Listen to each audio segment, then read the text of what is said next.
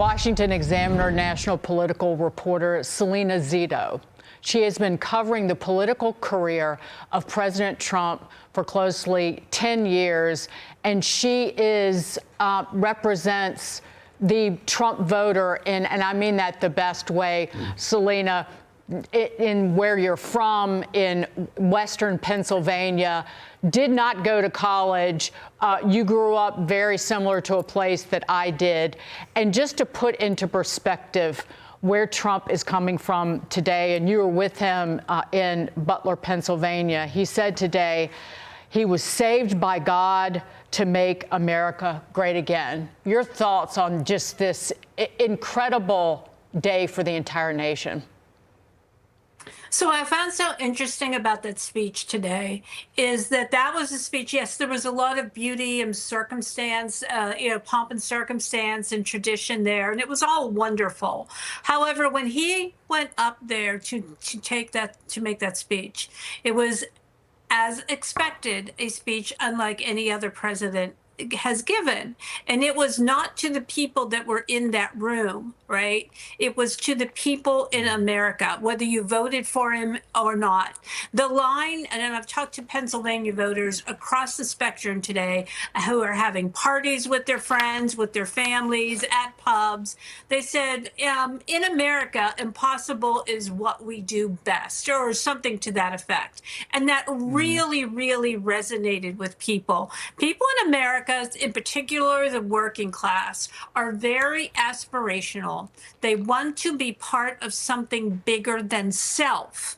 They want to be shoulder to shoulder together on things, and they don't always expect people to agree on every issue, but to come together on the things that are best for the country. And I think that that's what he conveyed in that speech. It was stern, but it was aspirational, and it was meant to take us to a better place. Salena, you have followed the president for a long time, and it's interesting some of the observations you have about him, particularly post-Butler, in terms of how you think that's perhaps changed the way he'll operate. Everyone wants to know, are we going to get kind of the same President Trump or a different President Trump?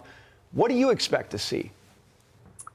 So, I did see a change with him, and I spoke to him about that several times after the shooting. I was just a few feet away from him when he was shot. I was in the buffer. I was supposed to go to Bedminster with him afterwards and do an interview. And he spoke about God. He spoke about he can't believe, there had to be a reason. He really searched for a reason. And his conclusion was it was God, and he was meant to be president again. And so while he will always be his same cheeky self, he will also always, I think, be very cognizant of his purpose. There is a now higher purpose to get things done. We're watching the Capital One Arena, and we're waiting for President Trump to step up again to speak to the nation, one of many times, and then he'll sign a series of executive actions, executive orders. Salena, and Steve Witkoff is introducing President Trump, the envoy to the Middle East, and again, instrumental in putting the ceasefire deal together between Israel and Hamas and releasing these hostages. Of all the things on President Trump's agenda today and in the next 4 years, can you pick one that you would think is the most important to him, even if it's just the broad financial prosperity of this nation and restoring choice to people's lives and their ability to make decisions for themselves and taking that power out of government's hands? Well, that you actually got right to the heart of it when he talked about, hey, no more new Green Deal, right? You're going to buy the car you want to buy. but also freeing up American energy. Those go to those 2 points go hand in hand, and to the very frustration of Americans across the country, because they both contributed so much to the inflationary costs that Americans have felt the burden for 4 years.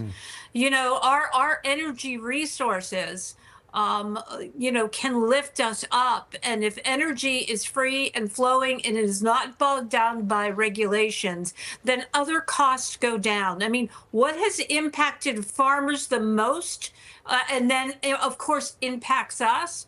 It has been the cost of fuel, the cost of diesel, the cost of fertilizer. And so those are the really at the heart of that, lifting Americans away from the burden of inflation.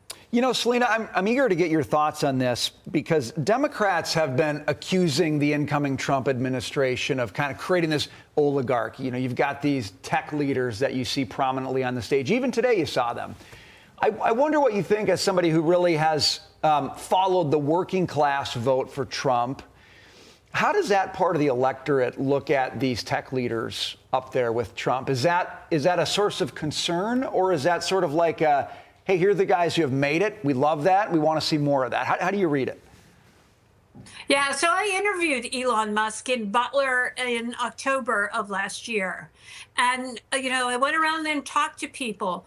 Here's the thing. Americans love entrepreneurs. They love people who make things. That's very exciting for them, because if someone's making something, then someone's got to make a plant that makes it, right? Someone needs an engineer to design it, a plumber to fit it, right? All those components of the working class benefit when we have people that make things. And Trump has really, truly understood that he has a coalition, right? The working class is at the heart of it. However, there are also evangelicals. There are the C-suite businessmen and women, and they're all part of layers of people that support him.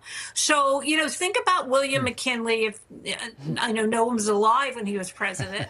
However, he came from the middle of Ohio, and he understood that he needed to work with Andrew Carnegie. That was the great industrial revolution, right? And Rockefeller. And so we are now in the middle of the great technological revolution. It makes sense for a president to be able to work with them, but to also bring the working class along. Why? Because they benefit if these people are benefiting, or if these people are successful.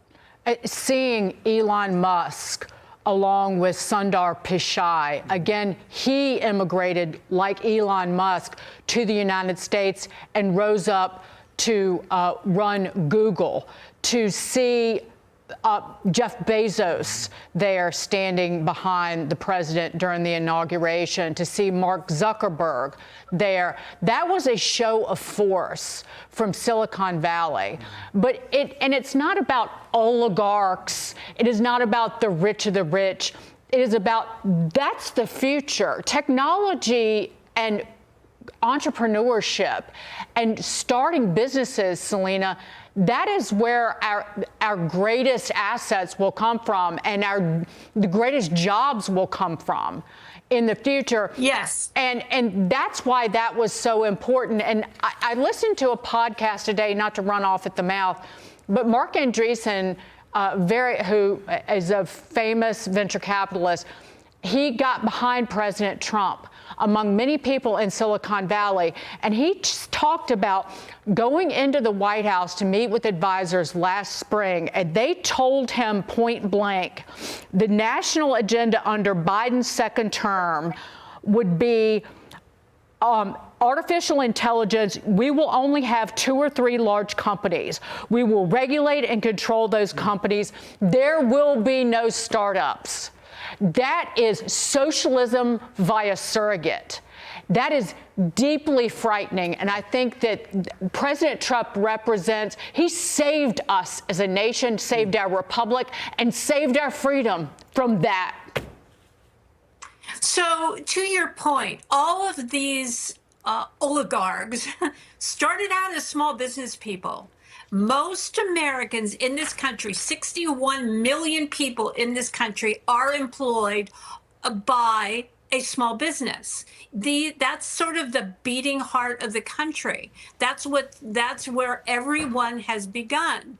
And so, to turn them into the bad guys or evil or monsters or whatever, whatever word they want to throw out, they miss that these men have all failed along the way and then have ended up being successful. That's what all small business people see in them. So, they believe that these are going to be some people that the small businesses can benefit from. Yeah. And if small business benefits, then the rest of us benefit. Salena, we're watching like the Super Bowl of executive order signing, and I've never seen this before in politics. I mean, there it is in a huge arena where you'd play a sporting event. You've got the signing of all these things. And I actually think, and I wonder what you think, Americans are pretty excited about that. Like, this feels like we the people kind of stuff when you do it out in the open. I just wonder what you make of the fact that executive orders have gone from sort of like at the desk, nobody there, to the biggest public sporting event, if you will, of the new year. What do you make of that? So it's really interesting that you asked that. So was it this morning, someone tweeted a photo of the desk with the presidential seal on it. And my phone got, I live in the middle of the country. I cover states like Pennsylvania, Wisconsin, Michigan, Ohio, the real, sort of Rust Belt Appalachia. And I was getting, and the energy sector and the car manufacturer and the people that work in those industries, I was getting texts from all of them, knowing that meant that executive orders that are going to make their jobs easier to do and their industry more prosperous. I mean, I probably got 30 texts from workers in all levels, blue collar, engineers, C-suite, saying, we're back. The energy sector is back. Salena, we got to jump in, Salena, because it looks like President Trump is going to make his way to the podium. Thank you for your thoughts. We appreciate it. God bless. Thank you.